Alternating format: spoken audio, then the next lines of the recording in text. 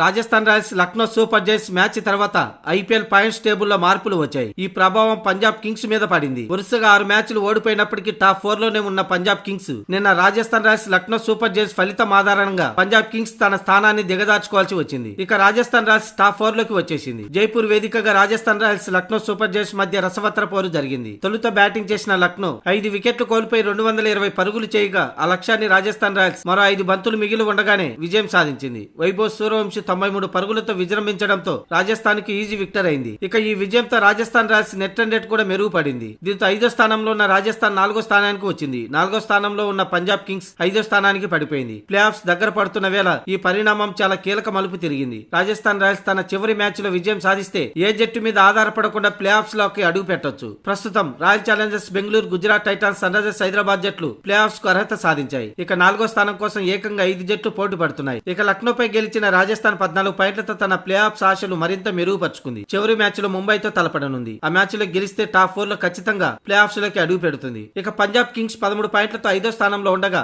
Chennai super Kings 12 పాయింట్లతో 6వ స్థానంలో కొనసాగుతుంది. ఇక ఢిల్లీ క్యాపిటల్స్ 12 పాయింట్లతో 7వ స్థానంలో, కోల్కతా నైట్ రైడర్స్ 11 పాయింట్లతో 8వ స్థానంలో కొనసాగుతుంది. ఇక Mumbai Indians, Lucknow super Giants ఎప్పుడో ఎలిమినేట్ అయ్యాయి. ఒకవేళ పంజాబ్ కింగ్స్ టాప్ 4 లో నిలవాలంటే రాజస్థాన్ రాయల్స్ జట్టు ముంబై ఇండియన్స్ పై ఓడిపోవాల్సి ఉంటుంది. అంతేకాదు కేకేఆర్ మరొక మ్యాచ్ ఓడిపోవాలి. అప్పుడు పంజాబ్ చివరి మ్యాచ్ లో లక్నోపై గెలిస్తే ప్లే ఆఫ్ లోకి దర్జాగా అడుగు పెడుతుంది. ఒకవేళ రాజస్థాన్ చివరి మ్యాచ్ లో ముంబైపై గెలిస్తే ఇతర జట్ల ఫలితాలపై ఆధారపడకుండా నేరుగా ప్లే ఆఫ్స్ లోకి అడుగు పెడుతుంది.